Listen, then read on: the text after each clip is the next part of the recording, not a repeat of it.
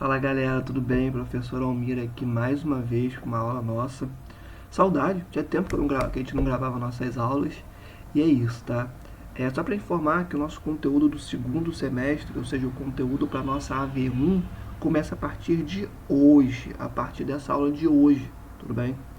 Voltei com algumas modificações, eu aprendi a mexer naquele programa que eu tanto falava durante esse tempo que eu fiquei sem gravar as aulas, né, para vocês estudarem PPS. Aprendi a mexer no programa e vou utilizar ele agora, tudo bem? Um outro ponto, eu vou dividir nossas aulas, eu não vou gravar mais numa sequência. Eu vou dividir em parte 1, parte 2, parte 3, se necessário, parte 4, parte 5, enfim.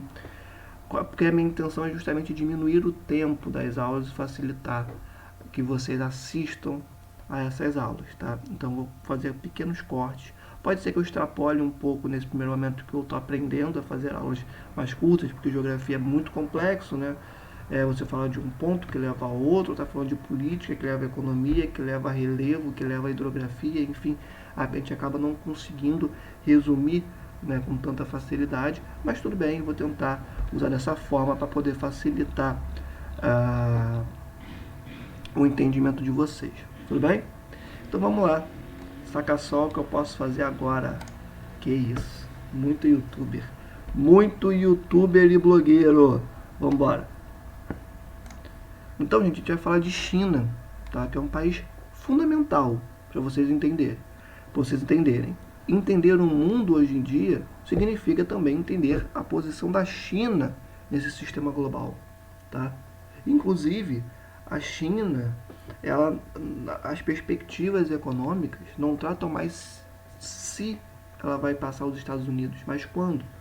Alguns economistas apontam que ela vai passar os Estados Unidos em 2030, outros apontam que em 2050, mas a China se transformando na principal economia do mundo já é mais ou menos estabelecido por todos os estudiosos da área, pelo menos em 2020. Tá? Deixa eu ver aqui rapidinho se está gravando direitinho. Está gravando direitinho, show de bola. E a China é um país muito complexo do ponto de vista histórico, filosófico, político. A China ela foi governada durante centenas de anos por várias dinastias. E essas dinastias vão mudando, né? Depois há uma revolução dentro do país que troca essa dinastia anterior por um governo agora nacionalista.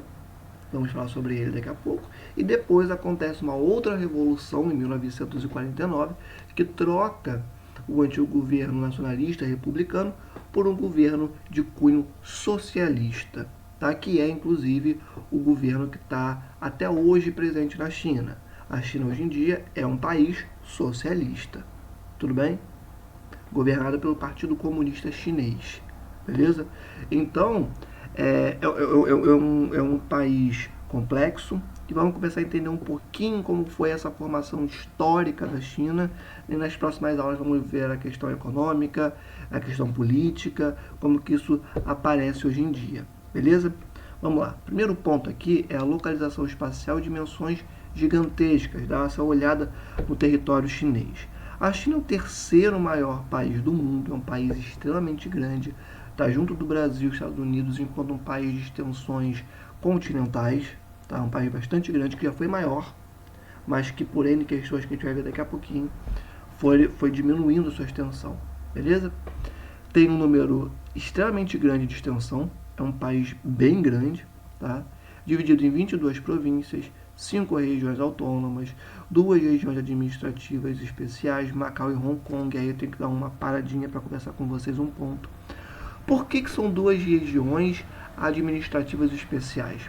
Seguinte, o mundo, o planeta Terra, os países, né, do planeta, no início do século XX, a sua maioria se encontrava em estado de colônia. Isso é um dado muito impressionante, que a maior parte da população mundial, no início do século XX, 1900 e bolinha, isso quer dizer que foi literalmente ontem, se encontrava enquanto colônia dos países que nós temos como desenvolvidos, países centrais do capitalismo, principalmente países europeus e os Estados Unidos. E quando a gente fala dessa maior parte da humanidade, eu me refiro especificamente a continente africano e continente asiático. Beleza, gente? Então, isso é muito complexo e doido de se perceber. Que há 100 anos atrás, a maior parte da humanidade era colônia dos países europeus e dos Estados Unidos. A América Latina já não era mais, o Brasil já tinha deixado de ser colônia há um bom tempo, tá? Mas era uma outra configuração política, enfim, não é para a aula de hoje. Estamos falando de China, de Ásia, né? E nesse sentido, por que, que Hong Kong e Macau são regiões administrativas? Pegando Hong Kong apenas como exemplo. Hong Kong, se eu não me engano, foi dominada, conquistada, feita colônia pelos britânicos em mais ou menos 1847, se não me falha a memória. E ela foi voltar para a China, foi retornar ao território chinês em 1997, ou seja, quase virando para o século XXI. Hong Kong é dominada pelos britânicos em 1847 e volta para a China em 1997. Vocês conseguem perceber isso? Então, Hong Kong tem um sistema político, é governada pelo Partido Comunista Chinês, mas tem maior autonomia, né? Tem maior acesso a uma democracia como o Ocidente conhece, né? Capitalista, enfim. Então, Hong Kong tem um sistema político bem diferenciado do restante da China, o mesmo com Macau. Beleza? Hong Kong e Macau são exemplos de regiões da China que foram dominadas pelos europeus e que depois, mais recentemente, retornaram para o Estado chinês e que, por conta dessas mudanças políticas, históricas, filosóficas que se desenvolveram nesses países ao longo dos anos em que estavam no poder dos europeus, eles, hoje em dia, possuem uma administração especial, tem regimes políticos praticamente próprios, tem administrações políticas, estruturas políticas bastante singulares, diferentes do que o restante do governo do território chinês é submetido. Beleza?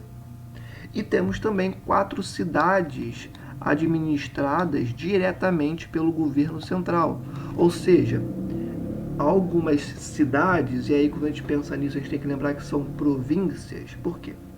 Províncias, tentando fazer alguma comparação com o que nós temos no Brasil, seria, equivalente ao governo, tá? Então nós temos 4 regiões, né, que se fossem aqui no Brasil, né, nós poderíamos colocar, melhor dizendo ainda, províncias poderíamos colocar como estados, ou seja, quem administra esses estados são os governos locais aqui no Brasil, tudo bem? Jogando para a China, esses estados são chamados de províncias, beleza? Então as províncias que compõem o território chinês seriam o equivalente aqui para o Brasil aos estados que nós temos em que quem domina, quem tem o poder sobre esses estados é o governo do estado, beleza? É difícil traçar uma comparação porque é outra estrutura política, beleza? Então acaba sendo uma forçação de barra em alguma estrutura, em algum ponto, tá? Mas seria mais ou menos o que nós temos aqui no Brasil como estados, beleza? E por que é muito interessante ter isso em mente? Por quê? Porque aqui o estado do Rio de Janeiro é governado pelo governador do estado. 4 cidades na China são diretamente governadas pelo governo central, ou seja, pelo Partido Comunista Chinês. Não é o governo da província, né, que exerce o poder sobre essas cidades, mas o próprio Partido Comunista Chinês. São territórios federais, poderíamos dizer, né? Que no Brasil nós temos territórios federais, traçando um paralelo. Por que são governados diretamente pelo partido? Porque tem alguma importância estratégica, econômica para o país, né? E por isso o governo, seja porque é região de fronteira, seja porque é uma região que tem conflitos separatistas, conflitos étnicos, seja porque é uma região economicamente muito importante para o governo. Tá? E aí quem tem o poder diretamente sobre essas regiões é o próprio Partido Comunista Chinês. Beleza? Vamos continuar. Próximo tópico, população e políticas populacionais. A China tem mais ou menos 1,4 bilhão de pessoas, tá? Isso em 2017. O que que... Deixa a moto passar. Pra que andar com a moto tão alta? Então vamos lá. E esse número significa que é a maior população do mundo. É a maior população absoluta do mundo, do planeta. A China é o país mais populoso do mundo atualmente. Depois vem a Índia. Algumas não, né? As previsões demográficas apontam que a Índia vai passar a China nos próximos anos, porque a população da China vai começar a decrescer. Né? Então, nos próximos anos, nas próximas décadas, muito possivelmente, a Índia vai pegar o lugar da China, mas em 2020, nesse momento, a maior população absoluta do mundo é da China, tá? Com praticamente 1,4 bilhão de habitantes. E o governo chinês, já após Revolução, né, a Revolução de 1949, eu estou falando de 1970 nesse momento, ele instaura uma política que é a política do filho único, que basicamente dizia que para áreas urbanas, cada casal deveria ter apenas um filho, enquanto que para áreas rurais, cada casal poderia ter até 2 filhos. É o máximo que cada casal na área rural poderia ter. Beleza? Por que na área rural podia ter até 2 filhos? Por conta da necessidade de geração de mão de obra. Né? Então é histórico na China, na área rural. A China até hoje é majoritariamente rural, tá? Por mais que esteja se desenvolvendo um processo de urbanização e industrialização muito crescente na China nos últimos anos, ainda, e tenham muitas pessoas, né, na casa dos milhões nas cidades, a maior parte do país ainda é rural, beleza? E por conta dessa tradição rural, quanto mais pessoas na família, melhor para o trabalho, para o batente, beleza? Então, no campo foi permitido o máximo de 2 filhos por casal, beleza? E agora vem uns pontos muito complicados nessa política, né? Que, por exemplo, esterilização, abortos forçados, acompanhamento ginecológico frequente de mulheres por parte dos governos provinciais, entre outros, foram as medidas utilizadas para manter essa política. Ou seja, alguns estudiosos, né, eu pesquisei alguns artigos científicos para comprovar isso, né, e não achei muita coisa, tá? Mas alguns estudiosos apontam que existiam abortos forçados, né, quando você ia ter o terceiro filho, né, você era obrigado a abortar esse terceiro filho, ou também acontecia muito porque faz parte da tradição chinesa, né? A tradição chinesa, como é um país majoritariamente agrário, né, entendia como melhor o filho homem. Então, em muitos casos, quando vinha uma filha mulher ou deficiente de qualquer forma, era uma prática, né, da população chinesa abortar esse filho, mulher, no caso filha, né, ou filho ou filha deficiente, beleza? Então, alguns apontam que isso era uma política de Estado e outros apontam que também era uma prática cultural na China. O aborto, por exemplo, na China é legalizado há muito tempo, justamente por conta desse controle da população. Esterilização, quando a pessoa tinha mais de um filho nas cidades ou 2 no campo, a pessoa era esterilizada pelo governo central, pelo governo provincial, na verdade. O governo provincial, ele pegava essa política do filho único e criava algumas particularidades, né, de cada uma das províncias, né? Então era esterilizado pelo governo provincial. E algumas províncias essas políticas eram adotadas e algumas dessas eram adotadas. Por exemplo, você podia ter uma província que de fato tinha esterilização forçada, aborto forçado, tinha acompanhamento cago para falar isso, é muito difícil, ginecológico diário não, mas com muita frequência. Tinha todas essas políticas juntas e algumas que só tinham alguns pontos dessas políticas ou algumas políticas, né? Como, por exemplo, acompanhamento ginecológico apenas, né? Ou então a esterilização se o casal quisesse. Né? Hoje em dia na China ainda é assim em algumas regiões. Se você quiser fazer uma esterilização, você pode. Se você quiser abortar, você pode, com toda a qualidade que uma pessoa possa querer, para não fazer um aborto de qualquer jeito, né? Enfim. Então na China tem essa particularidade, né? Você tinha a política do filho único e cada província foi adotando essas políticas de acordo com o que entendia como melhor. Tá? E esse acompanhamento ginecológico, sobre o que se pauta isso? Né? Basicamente é o seguinte, as mulheres, né, não sei, né, com que frequência, e tentando encontrar isso, eu também não consegui encontrar essa informação com facilidade, né, elas com certa frequência, talvez de mês em mês, elas precisam ir até um ginecologista para que esse ginecologista acompanhe e veja que ela não teve 3 filhos, entendem? Ou então até encaminhar para uma esterilização, enfim.